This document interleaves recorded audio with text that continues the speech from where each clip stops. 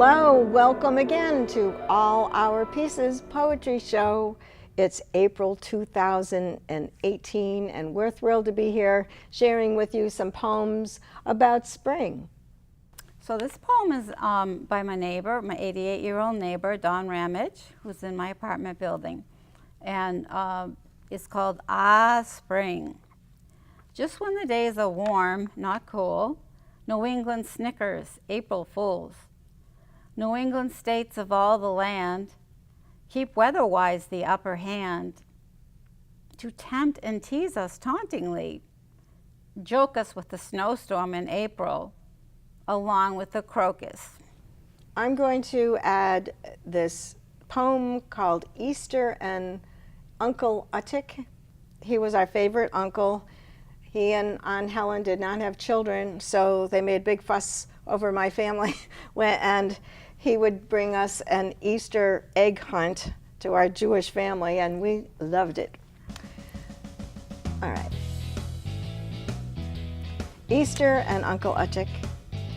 Uncle Otek returns for me every Easter, walking through the backyard of my childhood, holding a paper bag of candies, searching for places a child can reach. I hear his musical voice whispering over the emerald grass to my blind sister. Hot, hot, he coaches in a Czech accent. She laughs and tiptoes to the left. No, hot! Down she bends. Warm, warm, now you have it. Her fingertips touch chocolate eggs the color of plowed earth. In the bicycle basket, I find pastel-painted marzipan fruits. My brother knocks down gold coins from the branches of a pear tree to lift out milk chocolate discs. Every Easter, Uncle Otek returns with his white Manhattan shirt and balding head easily seen as he conceals our goodies. He watches us from the thin veil of death, giving us his sweet gifts and thinking we don't see him. Called CC and the Team. Being the only girl on the high school varsity cross-country team wasn't as easy as it might seem. It was a travesty to many in the mid-1970s. My running times qualified me better than some of the guys. Still, I wasn't allowed on the team until my coach intervened. I had very thick hair to my waist that I hid in because of my unibrow and upper lip hair, uncool clothes and uncool shoes, very smart in school, considered a nerd, low on the high school totem pole. I didn't understand what was happening to me, all this attention so suddenly. From girls who stopped me in the halls to class, appalled that I was doing this. I didn't understand their angst. I just liked running long distance. Coaches that taught me in my classes looked at me through different glasses.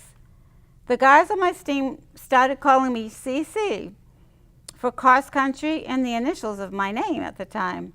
They would yell, "Hey, CC," when I entered a classroom. Then the teachers would ask, "What does that mean?" Then I told them I was on their team. I became an overnight celebrity, unbeknownst to me. My running times were really good. I kept up with my team, not only in running, but on the workout and weightlifting scene.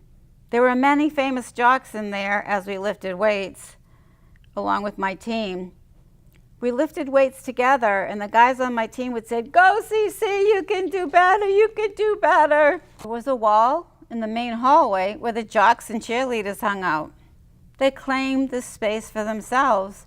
No one would dare breach this territory. But one day as I walked by, along with my fellow nerds, they called to me yelling, "Hey, CC!" They wanted to talk to me. So I cracked the foundations of the school hierarchy, unknowingly, and walked to speak with them. As I continued to compete, guys with fathers in the stands would beg me not to pass them. They could never live this down if they were beat by a girl. so I slowed down and let them. The guys on my team initiated me, leading me into a guy's locker room at an all-boys school at changing time. I was mortified. Next, I laughed and yelled and punched them in the arms. They, feigning injury. My team then lined the steps as I walked out and cheered. They had planned this all along. I still had to find a bathroom in there. They all wanted to sign my paper letter that I wore during a race. They wrote some things I didn't understand and asked them to explain. They did with a gleeful delight. I was like a sister to them that they felt like teasing. They liked to shock me. On the bus to meets, I always sat up front, because once they shined their bums out the windows to a bus that was passing us, to a nasty, stuck-up team that we had beat, I lowered myself under the seat. This was a bit too much for me. The act of long-distance running is all in the breathing. Times running when I just wanted to stop. The burning in my thighs and lungs made them numb. I felt like I couldn't go on. A force took over me that bypassed my struggle and my body. Don't know what it was exactly, and made me go on even when I didn't feel strong. The same for life. Breathe in, breathe out. Breathe in, breathe out. And create your own rhythm. And know that grace will overcome what you see as overwhelming. Just don't leave the race, because it was intended for you. I remember the brothers on my team with great fondness. We inspired each other to keep on running and pushed each other to achieve our highest potential. Great, thank you. That is so neat. Now it's so visual, and I can't imagine what that was like, but you've really given us a great picture. It wasn't brave for me at all. I just loved running long distance. The reactions that I got taught me so much about cliques and people, and so yeah. Yeah, but I don't know, if I had to go to the bathroom really badly and they just ushered me into the boys' room and they're all changing in there, I think I would have said, this is my last day. I'm not going back in there. You know, when they were lining the stairs and cheering, I ran that race with a full bladder, and man, it hurt, but I did that to defy them. But okay, we're going to switch gears again. This is called Tulips for Breakfast. I read the flowers at breakfast today, purposely pushed aside the daily news, set my hungry eyes on the first flowers of spring, plucked from Phil's garden. In the clear vase, an uneven mix of tiny narcissus and giant tulips towered over my coffee mug. I marveled at the sweet pink brushstrokes of God's genius, smiled at the indigo star radiating from the tulip's center. I chuckled at the proud green pistil, oozing a juicy drop of something silver at its tip, surrounded by 6 purple males in waiting stamens who swayed with their fuzzy anthers, releasing their pollen into Queen Pistil's crown. Sipping my java, I read the joy between the lines, thanking the sunburnt hands that picked those cherished beans, awed at the power of his love that finds its way to greet me every morning. A tear dropped onto my toast. I uttered a cry heard by my startled cat. How much you love me, Lord. How much you love me. I like how you did that. You really captured what a tulip's essence is and what they look like very well. I like that. Thank you. Yeah. I just love the kitty though. I was like, what's going on here? Yeah, I can picture that too.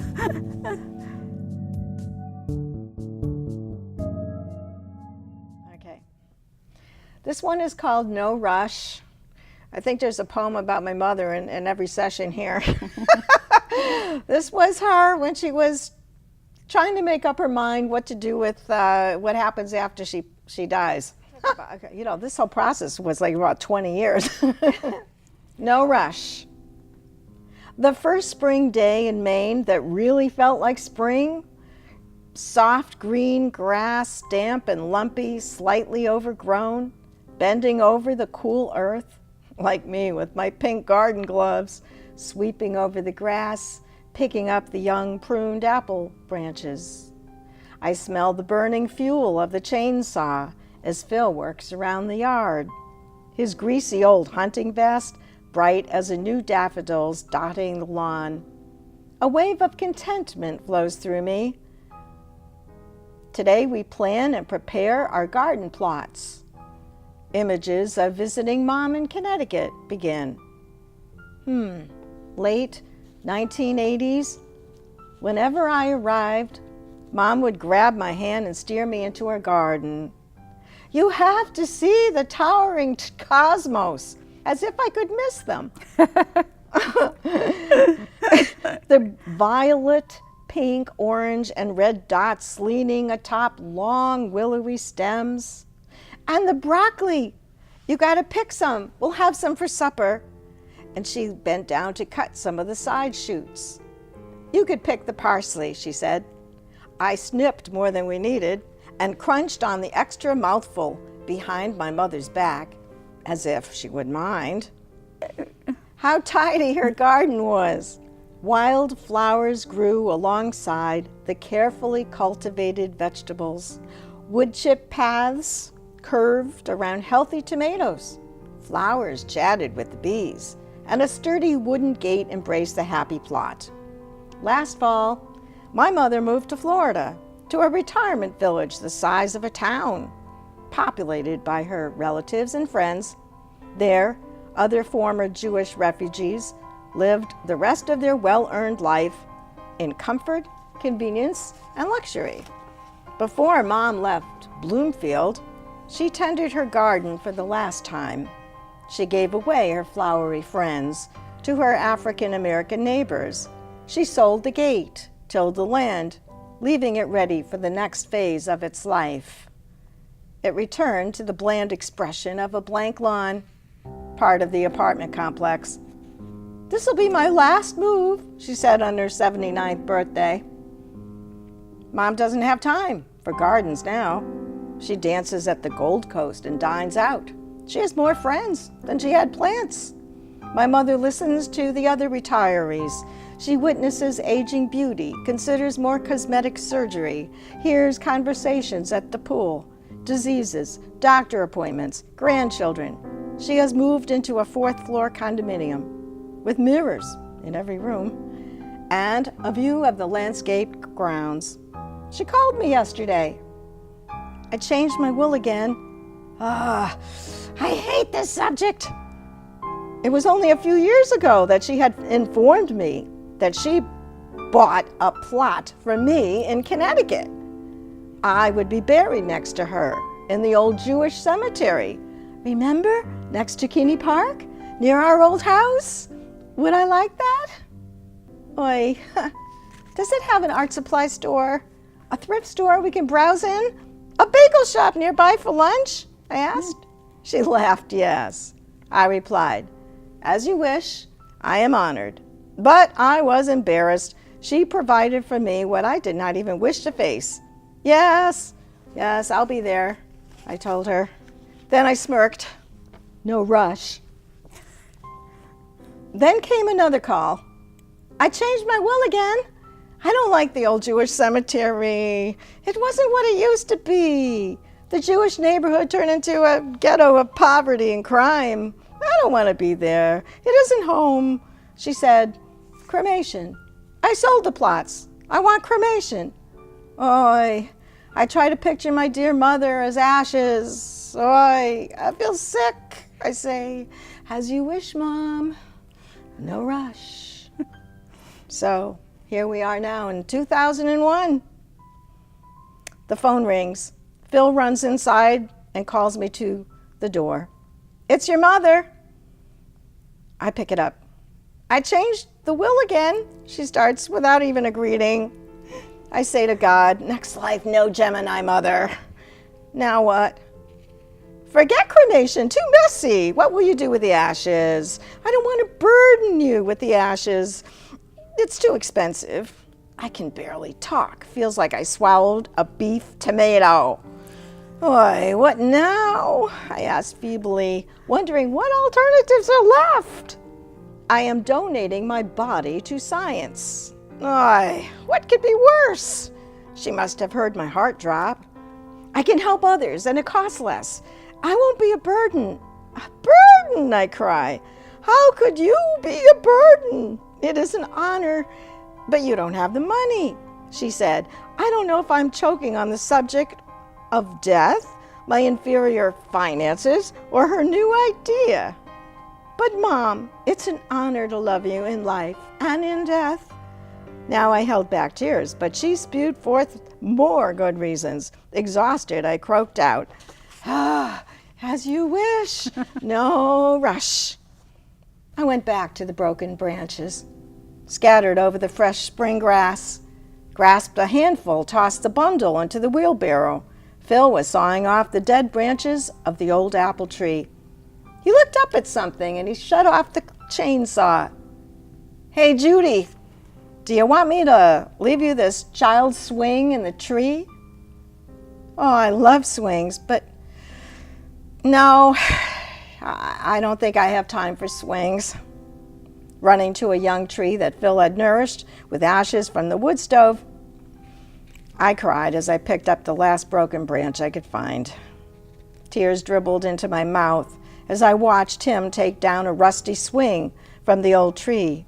I sobbed as the old limbs fell. The whole yard had a new face without the old branches, the old swing. I helped Phil drag away the hollow sections. We studied some chunks, admired the shapes, the lines of age. Some were too interesting to burn for firewood. Perhaps I could use one as a planter. Perhaps I could plant a memorial garden for Mom right here when the time comes.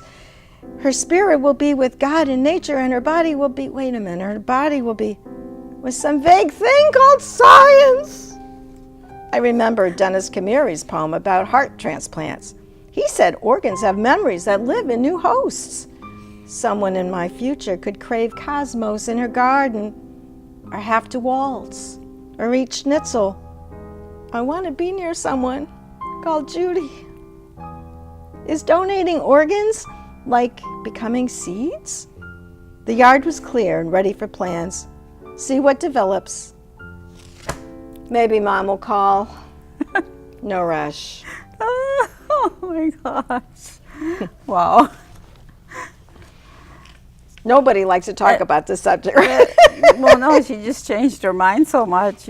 Yeah, that's incredible. So what did she end up doing? Well, Mom finally passed away in 2017, actually, the official date. Right. And she passed away in her sleep. But I mean, what were her burial arrangements finally? Cremation, because they're not going to take a 97-year-old body. No. Okay. Well, she died in her sleep and she passed on, and when they did find her, they said, my God, she's got a smile on her face. Awesome. You can't do better than that. No, you can't. This one's called The Hawks and the Rocks. Once there was a hawk with rocks tethered to its talons, which caused him to sink into the mud. The mud was the question, why? He flapped incessantly against the wind, not getting anywhere, flapping against what is. He thought, why am I here while all my brothers soar on the winds above?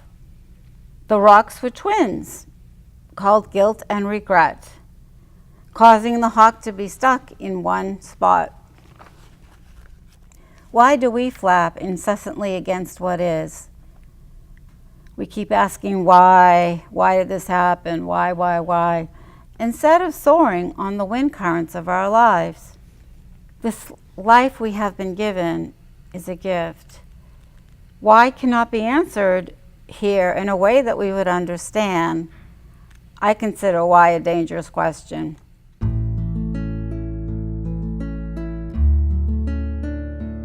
Okay, so one more. This is called the silver teapot. You've been gone a long time. I can tell by the amount of tarnish on my silver teapot. I gently rub off a dirty amber cloud.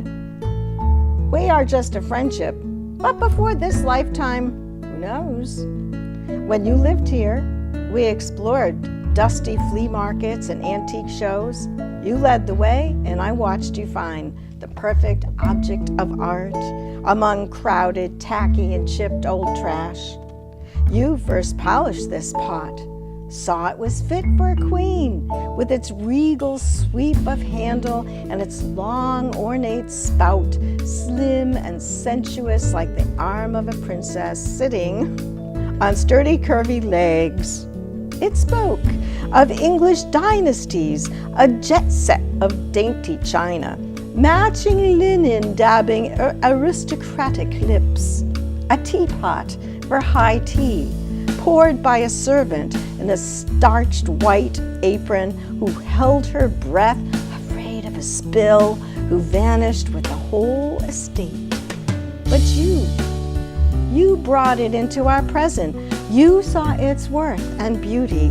You rubbed off the decades of grime, polished it clean to reveal its grandeur. Many birthdays ago, you gave it to me. Now, when you come to visit, I polish the teapot and enjoy again the moment when I see our reflection shine. Very nice. We do a lot of looking back, looking forward, and being in the present. Yeah, I would say that.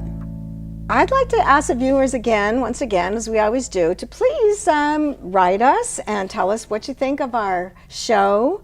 We're open to anything, aren't we? And we'll see you in May. See you in May.